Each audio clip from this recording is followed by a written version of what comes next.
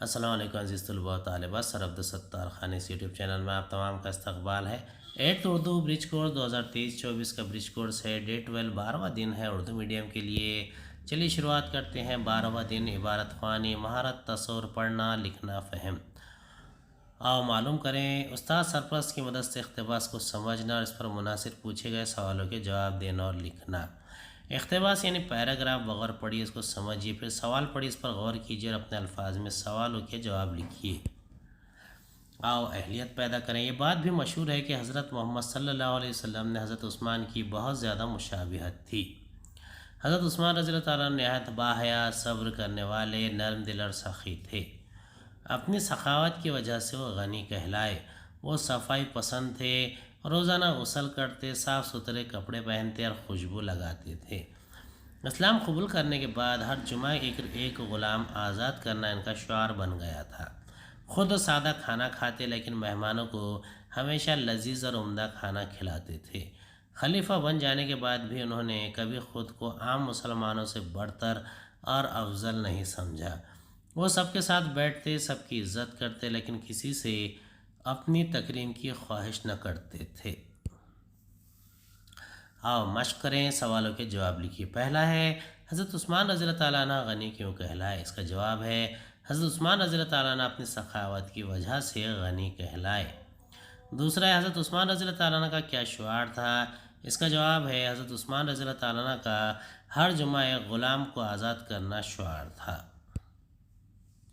تیسرا حضرت عثمان غنی کس قسم کا کھانا کھاتے تھے؟ اس کا جواب ہے حضرت عثمان غنی رضی اللہ تعالیٰ عنہ سادہ کھانا کھایا کرتے تھے۔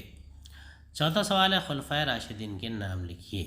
پہلے ہے حضرت ابوبکر صدیق رضی اللہ تعالیٰ عنہ، دوسرا ہے حضرت عمر فاروق رضی اللہ تعالیٰ عنہ، اور تیسرا ہے حضرت عثمان غنی رضی اللہ تعالیٰ عنہ، اور چوتھا ہے حضرت علی رضی اللہ تعالیٰ عنہ۔ درج والا اقتباس کو غور سے پڑھیے اور حضرت عثمان رضی اللہ تعالیٰ عنہ کے کردار کی خوبیاں لکھیے۔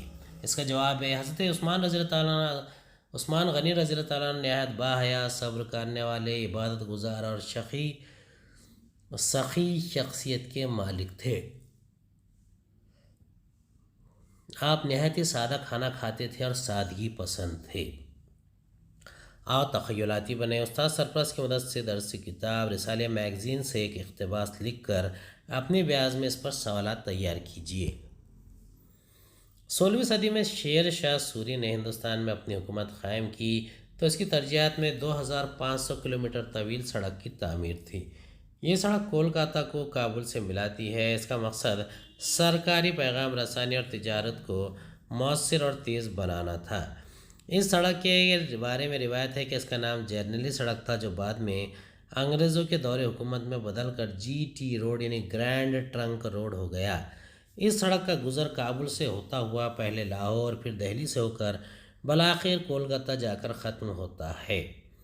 شیر شاہ سوری نے مسافروں کی آسانی کے خاطر جرنیلی سڑک پر کم و بیش ہر 2 کلومیٹر کے بعد کوس مینار بنوائے، جو سفر کے دوران مسافروں کی رہنمائی کرتے تھے۔ یہ کوس مینار آج بھی دہلی، کابل اور لاہور کی اس جرنیلی سڑک کے قرب و جوار میں موجود ہے۔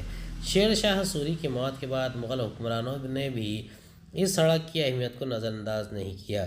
ہندوستان پر 1857 میں انگریزوں کے مکمل قبضے کے بعد اس جرنیلی سڑک کے ساتھ ساتھ ریل کا وسیع تر جال بچھایا گیا۔ سوالات ہے۔ پہلا ہے جرنیلی سڑک کس بادشاہ نے تعمیر کروائی؟ دوسرا ہے جرنیلی سڑک کی تعمیر کا مقصد کیا تھا؟ تیسرا ہے جرنیلی سڑک کن 2 مقامات کو آپس میں جوڑتی ہے؟ چوتھا ہے انگریزوں کے دور حکومت میں جرنیلی سڑک کے نام میں کیا تبدیلی ہوئی؟ امید ہے آپ کو ہمارا ویڈیو پسند آیا ہوگا۔ اگلے ویڈیو میں دوبارہ ملاقات ہوگی۔ خدا حافظ۔